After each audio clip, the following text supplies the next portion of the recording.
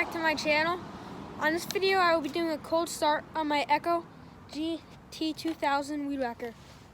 It hasn't been started in about a week or two, so here it goes.